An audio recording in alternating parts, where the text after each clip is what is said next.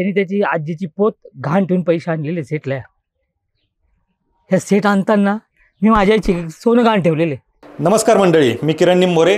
Time 360मध्ये आपल्या सर्वांचं स्वागत. आपल्या सर्वांना माहिती आहे की नुकताच गणपती उत्सव झाला आणि या गणपती उत्सवामध्ये पुण्यामध्ये जी भयानक गर्दी असते, या गर्दीला 2-3 कारणं असतात. त्यातलं पहिलं कारण म्हणजे मानाचे गणपती, दगडूशेठ गणपतीचा देखावा आणि पुण्यातील जिवंत देखावे. दरवर्षी जिवंत देखावे असतात, परंतु यावर्षी जे काही जिवंत देखावे होते त्याच्यामधला एक प्रमुख आकर्षण ठरलेला देखावा म्हणजे शिवपार्वती विवाह सोहळा. आणि हा देखावा आपण सर्वांनी पाहिलेला आहेच. जे पुण्यामध्ये आले त्यांनी प्रत्यक्ष पाहिला आणि इतरांनी सोशल मीडियाच्या मार्फत हा देखावा पाहिलेला आहे. या देखाव्याची जी टीम आहे त्यांचा इंटरव्ह्यू आपण टाइम 360साठी घेतलेला आहेच. परंतु तुम्हाला मागच्या इंटरव्ह्यू जर ज्यांनी पाहिलेलं नसेल त्यांनी तो इंटरव्ह्यू पाहावा. त्याच्यामध्ये आपण उल्लेख केलेला आहे की या टीमचं दुसरं जे विशेष आकर्षण होतं ते म्हणजे आघोरी.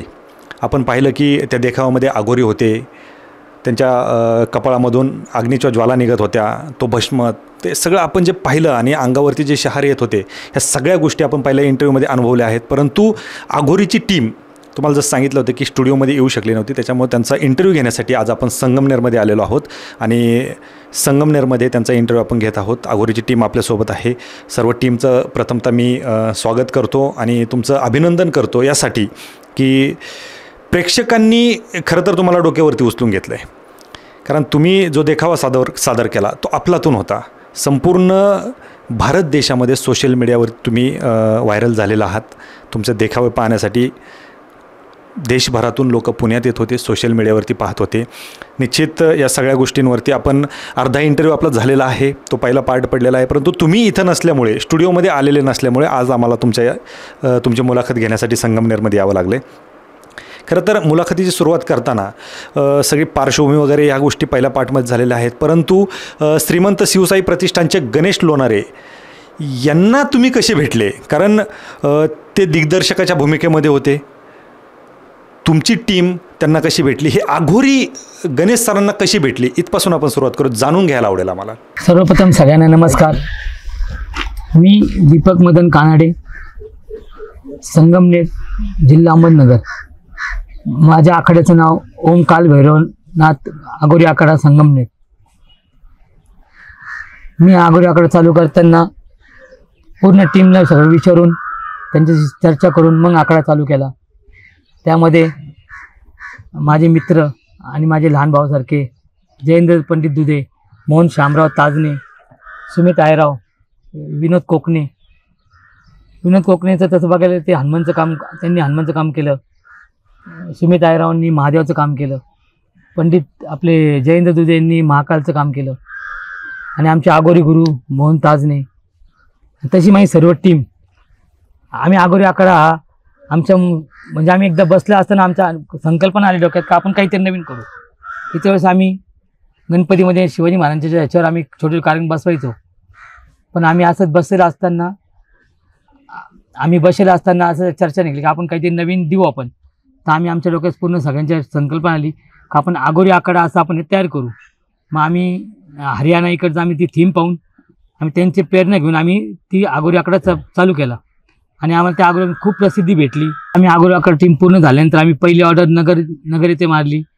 त्यानंतर गणेश लोणारेंचा माझा संपर्क हा 1994पासून आहे, जाणत्या नाटकापासून. मग गणेशने मला सुचवलं का आपण अशी थीम बसू शिवपार्वती गणेश लोणारेंनी. मग आम्ही त्याला हो म्हटलो आणि गणेशने मला पूर्ण स्क्रिप्ट सांगितली का आपण असंच करू, असं 10 दिवस आपण कार्यक्रम करू. मग आम्ही गणेशला होकार दिला. सगळ्या मुलांना विचारलं, म्हटलं करायचं का. सगळे तयार झाले. सर्व मुलं हातावरचे, काहींची हॉटेल आहे, काहींचा फेटा व्यवसाय आहे, काहींची शेती आहे, काहींचे छोटे दुकाने आहे, काही कुठं कामाला जातात. मग त्यांना सगळ्यांना एकत्र घेऊन त्यांना विचारलं का आपल्याला 10 दिवस बाहेर जायचं आहे. ते म्हणे आम्ही तयार यायला. मग आम्ही गणेशशी संपर्क करून गणेशने आम्ही पुण्यामध्ये आम्ही दाखल झालो.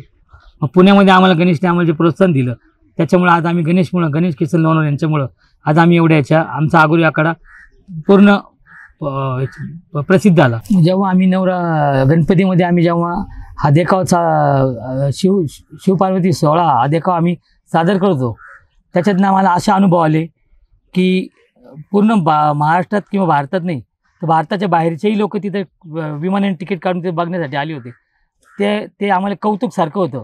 त्याच्यातनं आम्हाला खूप प्रेरणा घेण्यासारखं भेटलं. त्यातनं आम्हाला खूप शिकण्यासारखं भेटलं की आपली कला ही भारतात नसून भारताबाहेर जाती आणि ती पाहण्यासाठी ती गर्दी करते लोक.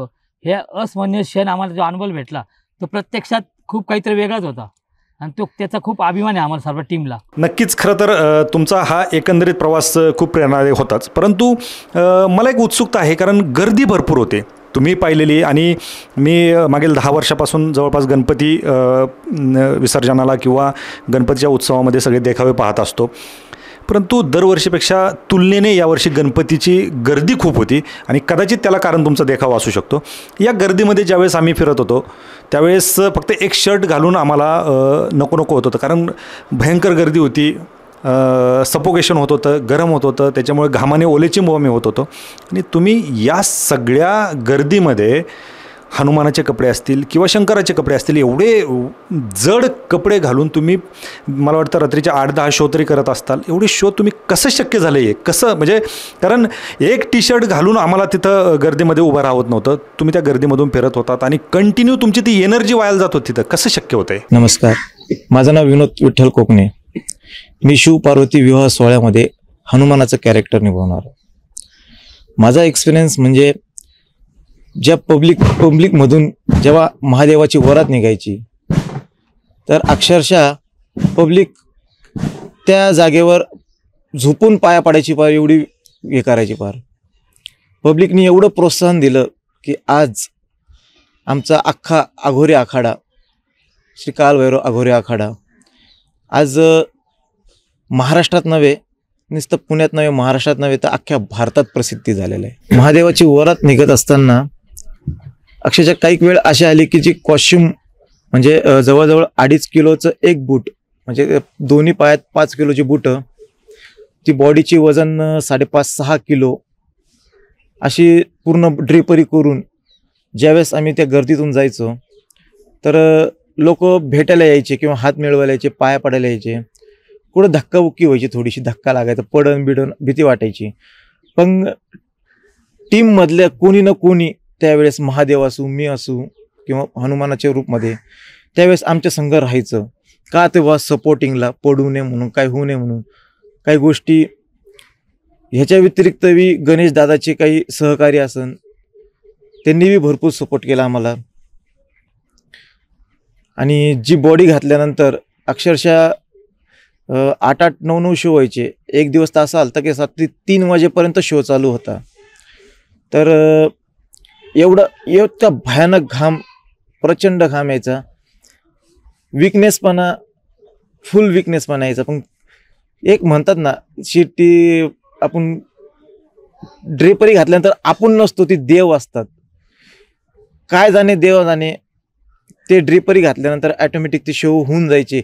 कळून बी येत नव्हतं की आपण एवढे शो केले किंवा 8 झाले, 9 झाले, अरे रात्रीचे 3 वाजले, काहीच कळून येत नव्हतं. नाही, या सगळ्या गोष्टी झाल्या, परंतु मलाच नाही, संपूर्ण जे काही प्रेक्षक आहेत किंवा ज्यांनी हा तुमचा विवाह सोहळा पाहिला, प्रत्येकाला एक पडलेला प्रश्न आहे की तुमच्या कपाळामधून ज्या काही अग्नीच्या ज्वाला निघत होत्या, एवढा तो भस्म उधळला जात होता, त्या ज्वाला बाहेर पडत होत्या, हे कसं, म्हणजे केलं कसं तुम्ही? कारण ते खूप अप्रतिम होतं आणि अशक्य गोष्ट वाटणारी होती ती, की ज्वाला डायरेक्ट तुमच्या कपाळातून येत होत्या. जर काही झालं असतं तर कदाचित त्याच्यातून इंजुरी होण्याचे सुद्धा चान्सेस होते आणि तुम्ही त्याच्यामध्ये ते आगुरी नृत्य करत होते आणि ह्या सगळ्या गोष्टी होत असताना ते मॅनेज करणं कसं, म्हणजे नेमका प्रकार काय होता तो? नमस्कार, मी जयेंद्र पंडित दुधे, राणा संगमे. आमच्या ग्रुपच्या वतीने मी शिवपार्वती विवाह सोहळ्यामध्ये मी महाकालचं वेशभूषा केलेली होती. त्या वेशभूषा करताना अडचणी वगैरे म्हणण्यापेक्षा अनुभव खूप चांगले आले तिथले. आणि दीपक दादामुळं किंवा मग गणेश दादामुळं, आमचे छोटे बंधू विनोद कोकणेंमुळं भरपूर असं नाही का शिकायला मिळालं. मोहन दादा झाला, अनुभव खूप चांगले आले.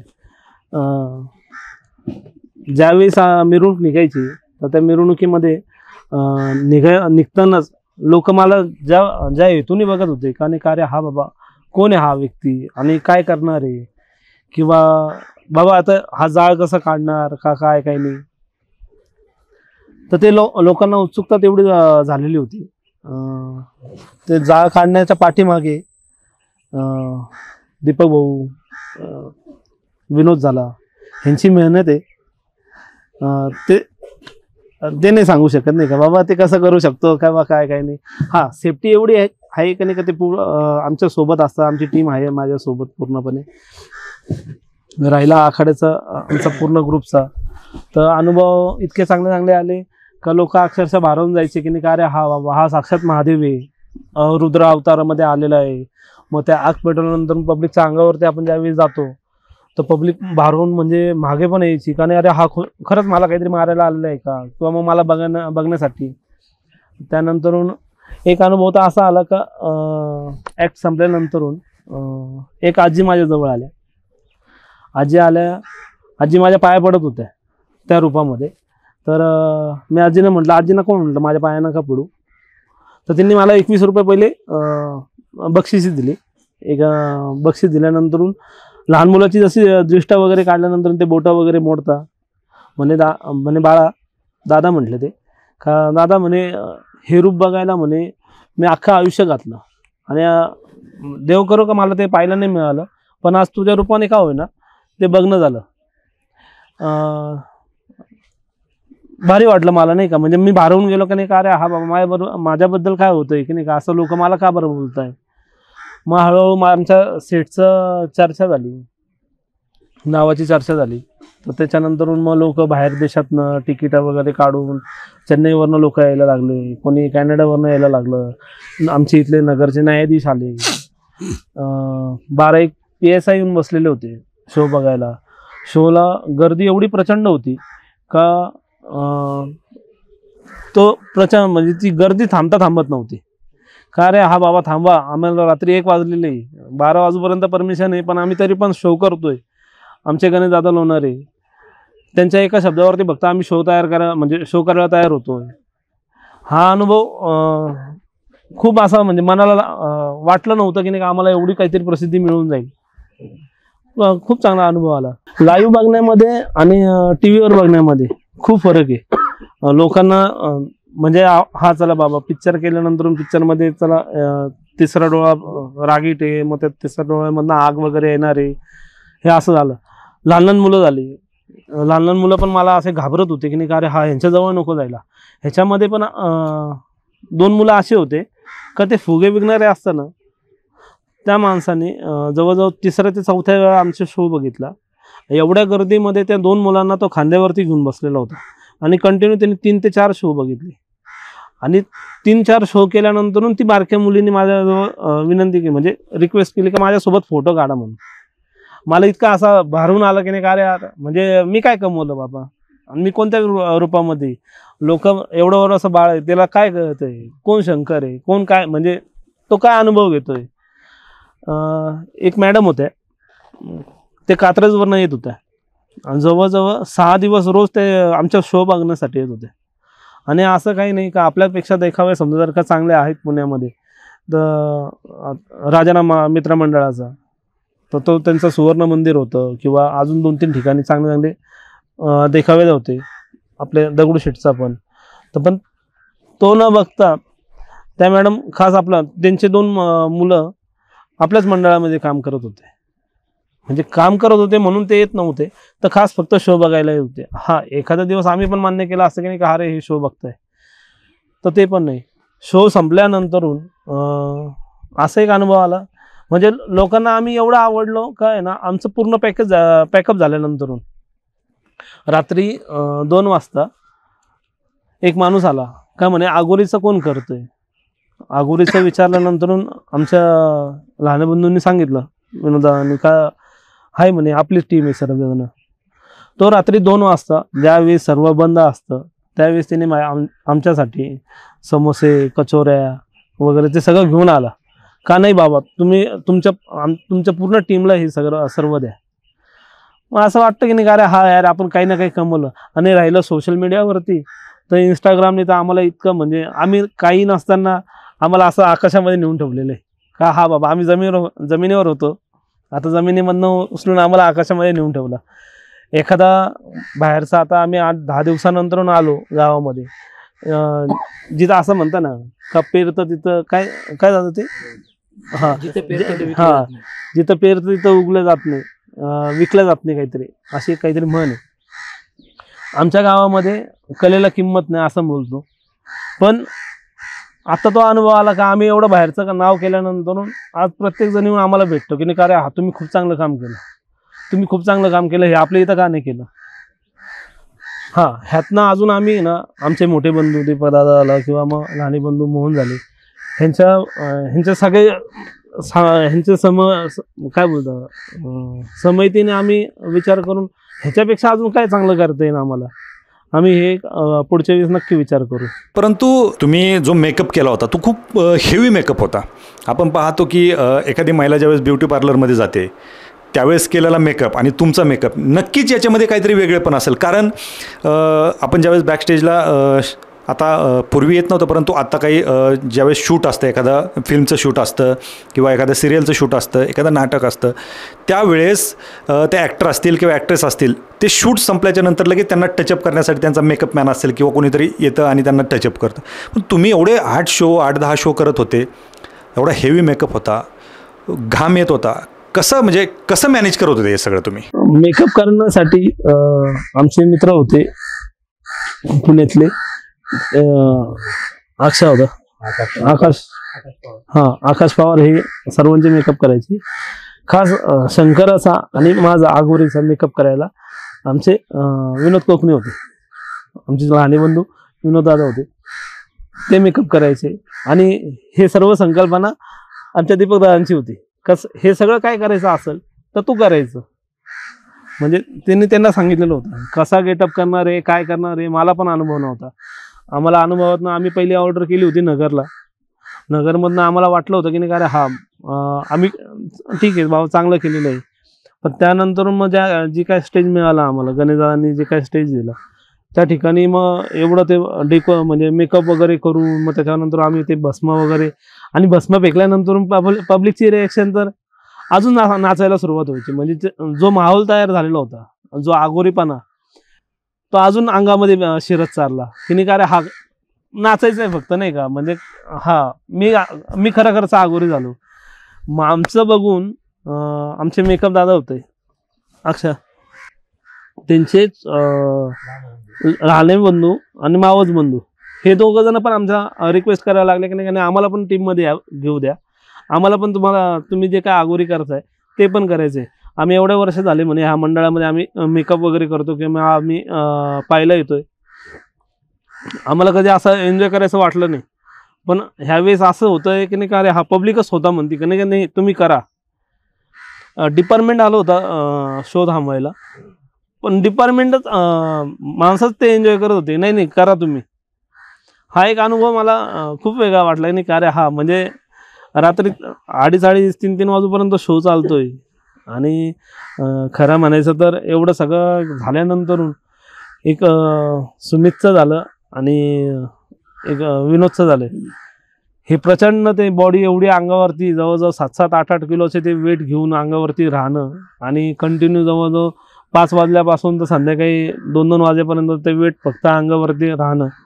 त्यामध्ये गणेश लोणाऱ्यांचे सहकारी होते मदत करायला, पण तरी पण ते एवढं सगळं वेट घेऊन नाचणं वगैरे सोपी गोष्ट नव्हती. आणि प्रत्येक वेळेस माझा हा मोठा भाऊ प्रत्येक वेळेस माझ्या पाठीमागं उभा राहायचा. त्याला तो प्रॉब्लेम आला काही ना काही तर नाही का रे, हा दादा हे असं कर बाबा, नाही का ह्या थांब इथं. तो नाही नसला तर आमचे छोटे बंधू राहायचीच की कर, तुम्ही फक्त करत राहा, जसं होईल तसं होईल, फक्त गणेशदादांची साथ नाही सोडायची. मला वाटतं तुमच्यापैकी 1-2 जण सोडता बाकी कोणी प्रोफेशनल ॲक्टर नाही आहे, म्हणजे यापूर्वी कुठं असं सिरियल असेल किंवा सिनेमा असेल कुठं काम केलेलं नाही आहे. परंतु तुमचा एकंदरीत जो काही आता तुम्ही संगमनेरमध्ये तसं पाहिलं तर खूप मोठी मानानी सिटी आहे, परंतु खेड्या टाईपच आहे. काय नेमकं तुमचा व्यवसाय काय आहे आणि हा शो झाल्याच्या नंतर किंवा तुम्ही जे काय नाटकं करता याच्यानंतर तुमचं उदरनिर्वाहाचं साधन काय असतं? म्हणजे ही आगोरी टीम हे करण्यासाठी आमच्या जे पूर्ण टीम आहे किती कष्ट घेतले मी तुम्हाला सांगतो. आज अजयेंद्र दुधे ह्याचा फेट्याचा व्यवसाय आहे, त्यानंतर याचं एक हॉटेल आहे, हॉटेल आहे ते हॉटेल सांभाळून आणि मोहन ताजने हा मित्र माझे पार्टनर ते आम्ही ह्याच्यामध्ये आम्ही दोघांनी त्यांनी त्याची आजीची पोत घाण ठेवून पैसे आणलेले सेटला. ह्या सेट आणताना मी माझ्या आईची सोनं घाण ठेवलेले आणि आमच्या प्रत्येक मुलांनी पैसे दिलेले याच्यामध्ये. काही कारागीर याच्यामध्ये यांचं मटकीत दुकान आहे आमच्या नेहरू चौकामध्ये त्यांनी 5,000 दिले, ह्यांनी 5,000 दिले, असं आम्ही सेट 3,75,000 सेट आणलेला आहे. आम्ही सेटचे पैसे आमचे कवर झाले पण ते देऊन पण आम्ही प्रत्येक मुलाला हातावरचे मुलं सगळे त्यांना पैसे दिले. आम्ही थोडे कमी पैसे दिले त्यांना खूप बरं वाटलं का आज आम्ही स्वतः कमवले पैसे भेटले त्यांना आनंद वाटला त्यांना. आता भावना ना मला व्यक्त करता येत नाही मला जास्ती बोलता येत मला कारण ते मला भरून येते मन. का जे माझे मित्र माझे पूर्ण सर्कल माझे मित्र माझे सगळे लहान भाऊसारखे इतके कष्ट घेतात ते मी अक्षरशः मी 4-5 दिवस मी संगम निघून आलतो पण त्यांनी रात्र दिवस करून मला कोणती अशी तक्रार आली नाही का आज शो असाच गेला तसा आला. मला गणेश लोणेंचा फोन यायचा भाऊ शो एकदम भारी झाला म्हणे असं तसं आला. मुलांनी सगळं सांभाळून घेतलं इथपर्यंत आहे ना. आणि ही सगळी झाली जनतेने जेवढा आम्हाला प्रतिसाद दिला त्या जनतेमायचा आम्ही आभार मानतो का आम्हाला एका हिरोसारखं त्यांनी वर उचलून धरलं. आमची काही लायकी नसताना आम्हाला वाटलं स्वप्न वाटलं का आम्ही एवढे वर्क करू शकू आम्ही सगळे काही. पण आज या सगळ्यांच्यामुळे आम्ही हे केलं. माझ्या टीमला आमच्या सगळ्यांकडे धन्यवाद. असेच माझ्या मागं राहा एवढी इच्छा. आज पुण्याहून खास आमच्यासाठी एक टाईम 360 जी टीम इथपर्यंत आली आणि त्यांनी अक्षरशः म्हणजे जे पुण्यामध्ये आमचं काय कार्यक्रमाचं जो काय संपूर्ण प्रेक्षकांनी जे आम्हाला उचलून धरलं आणि ती गोष्ट फक्त यूट्यूब असेल इंस्टा असेल तिथपर्यंत फेमस झाल्यानंतर जी काही टीम आम्हाला इथपर्यंत भेटायला आली खरं तर मी त्या टीमचं मनापासून अभिनंदन करतो. कारण की एक छोट्या शहरामध्ये राहणारे आम्ही सर्व मुलं आहोत आणि तुम्ही एवढ्या मोठ्या सिटीमधून पुण्यामधून अक्षरशः आम्हाला इथपर्यंत पाहण्यासाठी आमच्या भावना जाणून घेण्यासाठी आले. तर मी मनापासून पुन्हा एकदा तुमच्या सर्वांचे आभार मानतो. खरं म्हटलं तर कौतुक करायचं तर तुमचं करावं लागेल कारण की तुम्ही उचलून धरलेलं आहे आम्हाला. मेहनत जेवढी आमची तेवढी तुमची पण आहे. तुम्ही हे लोकांपर्यंत पोहोचवलं आणि आज आम्ही पूर्ण पुण्याचे जेवढे काही लोक आहे आम्ही त्यांचे सुद्धा आभार मानतो. कारण की खरं त्यांनी पण आम्हाला एक एवढ्या मोठ्या स्टेजवर गेल्यानंतर जे प्रेम जे रिस्पॉन्स दिलं का ते आम्हाला प्रत्येक शो नंतर बी कंटिन्यू जो आम्ही शो करीत राहिलो रोजच्या 8-9 जे शो झाले पण तरी ते रिपीट म्हणजे एवढं त्यांनी जे आम्हाला उचलून धरलं. आणि अक्षरशः आम्ही याच्यात चक्क असे झालो का इंस्टाला आम्हाला एका दिवसामध्ये 8 लाख जे व्ह्यूज भेटले अक्षरशः हे भूतो न भविष्य आम्हाला वाटलं पण नव्हतं का खरंच पुण्याच्या लोकांनी आम्हाला एवढी जे काय आज आम्ही नाव झाले या मागं खरंच त्यांचे लय मोठे योगदान आहे. पुण्याचे कलाकार असतील परत आमचे गणेश भाऊ लोणारे असतील त्यांचे देखील मनापासून आम्ही आभार मानतो. कारण की खरंच त्या माणसामुळं आज आम्ही पुण्यासारख्या शहरामध्ये काम करू राहिलो आणि त्या माणसाने खरंच आम्हाला पहिल्यापासून एक भावाप्रमाणे प्रेम दिलं. आणि मोठ्या कलाकार म्हणजे ते देखील स्वतः मोठे कलाकार आले की आज ते स्वतः एका मालिकेमध्ये डॉक्टर अमोल कोल्हेंसंग काम करतात. पण कधी त्यांनी असं हे नाही केलं की मी एक कलाकार आहे पण त्यांची कला पाहूनच आम्हाला देखील जे रिस्पॉन्स ती कला पाहूनच आम्ही प्रेरित झालो आणि आम्हाला वाटतं की आम्ही काहीतरी कला करून म्हणून आम्ही सर्वांनी एक 100% त्यामध्ये योगदान दिलं आणि त्याचमुळं आमच्या एक टीमचं एवढं वर्क चांगलं झालं. शोच्या दरम्यान सर्वांना जे आवडतं की कार्य हा बाबा आग निघती तिसऱ्या डोळ्यामधनं आग निघणारा कशी निघती काय निघती तर ह्याच्या पाठीमागचं श्रेय द्यायचं तर सगळ्या टीमचं आहे.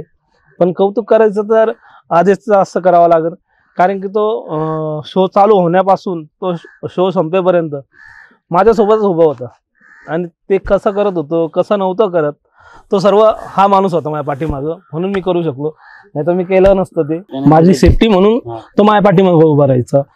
माझं लोकांपर्यंत नाव हवं किंवा आपल्या टीमचं नाव हवं हे लोकांपर्यंत चांगलं कसं दिसावं ह्या पाठीमागं तो उभा होता. जे आपण म्हणतो की नाही का पडद्यावरती पण आणि पडद्याच्या पाठीमागचा कलाकार कसा राहतो तर आदेशकडे बघितल्यानंतर कळतं किंवा मग सोनूकडे बघितल्यानंतर कळतं की नाही का अरे हा एवढी पब्लिक असताना सुद्धा त्याला ती गाडी लोटणं असू दे किंवा नाही का अरे हा बाबा प्रेक्षकांमध्ये मग चल रे सरक बाजूला आम्हाला जाऊ दे आम्हाला पाहू दे नाही. पण त्या सोनूने पण त्याची जबाबदारी तेवढीच पार पाडली. तो वेळेला बरोबर त्या एंट्रीला त्या मुवमेंटला तो तिथं नेत होता आम्हाला. नाही तर आम्ही तिथपर्यंत नसतो जाऊ शकतो. माझं नाव पांडुरंग शेराल मी महाकाल आगोरी टीममध्ये आगोरीची भूमिका करत होतो. माझं वय 48 आहे, कोणाला वाटणार पण नाही का मी 48 वर्षाचा आहे. पण माझ्या अंगात जी स्फूर्ती भेटली ते समोरचे प्रेक्षक बघून आणि त्यांचे महादेवाबद्दल जी भक्तिभाव आणि आमच्या टीमचे सगळे, माझा मित्र दीपक काराड्याचा मला फोन आला का भाऊ असं असं आपल्याला जायचं आहे. 10 दिवस तिथं कार्यक्रमाला गेलो. 10 दिवस कसे गेले मला सुद्धा माहिती पडले नाही. माझ्याबरोबर माझा लहान मुलगा होता, तो सुद्धा या टीममध्ये होता, तो आज आला नाही. त्यांनी सुद्धा म्हणजे सगळ्या टीमने इतकं खूप छान काम केलं आहे. आणि तिथं गेल्यावर आमच्या अंगात जी ताकद यायची ती कुठून यायची काहीच कळत नव्हतं. 10 दिवस असे गेले आणि पुणेकरांचा एवढं चांगलं प्रेमाचे संबंध झाले. आणि लोक ज्या अर्थी ते महादेवाची वरात जायची, अक्षरशः ते नाचायचे लोक. काय लोक महादेवाचे, आमच्या काळभैरवाचे पाया पडायचे. एक दिवस तर असा आला का आम्ही पूर्ण ड्रेपरी अंगावरची काढली होती, पण समोरचे लोक तिथं हलायला तयार नव्हते. तिथं पोलिसंसुद्धा आले. ते पोलिसांनी शो बंद करायला लावला. शेवटी पोलिसांना सांगितलं. त्याच्यानंतर आम्ही पूर्ण जणांनी पूर्ण ड्रेपरी परत घातली आणि पुन्हा एकदा एक शो केला. त्याच्यानंतर जो तिथल्या लोकांनी प्रेम दिलं त्याबद्दल मी सगळ्यांचा खूप आभारी आहे. नमस्कार, माझे नाव कार्तिक विठ्ठल होळकर. मी दीपक कानडे, दादू दुधे, पंडित मामा यांच्यासोबत पहिल्यांदा शिवपुत्र संभाजी या महानाट्याला गेलो होतो.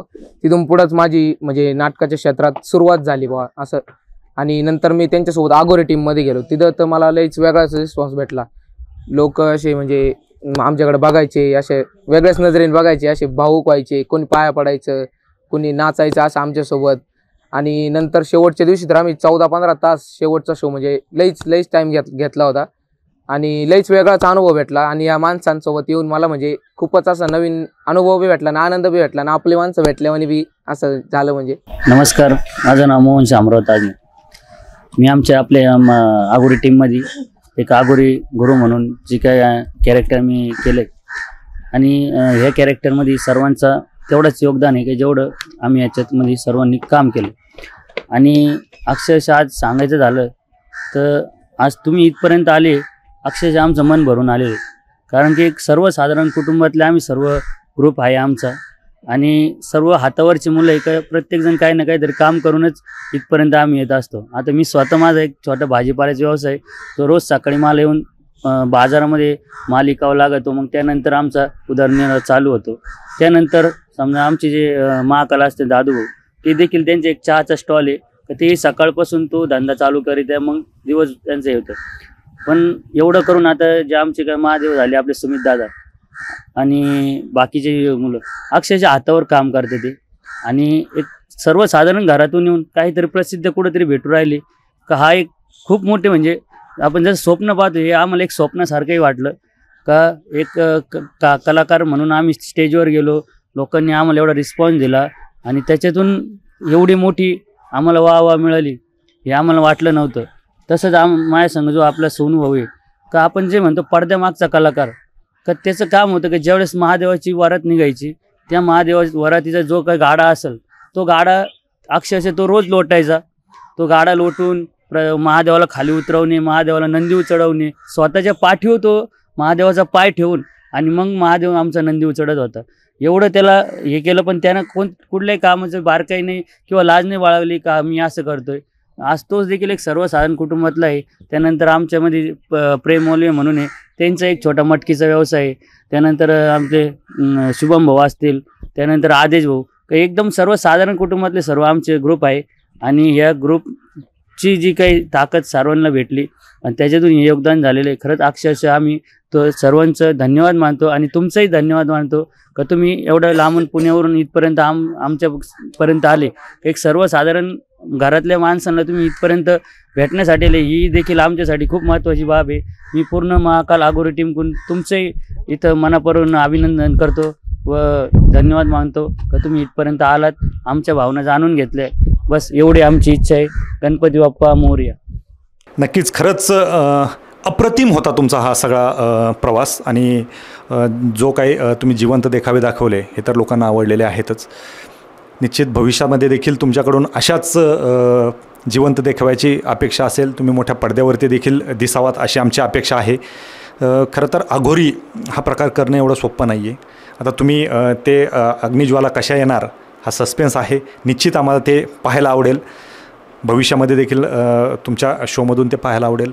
तुम्ही ज्या काही भावना व्यक्त आमच्यासोबत केल्या, आमच्यासोबत गप्पा मारल्या आणि तुमचा जो काही सगळा प्रवास उलगडला, या जिवंत देखाव्यामागच्या सगळ्या गोष्टी आम्हाला पडद्यामागच्या गोष्टी सांगितल्या, त्याबद्दल तुमचं मनपूर्वक आभार आणि तुम्हाला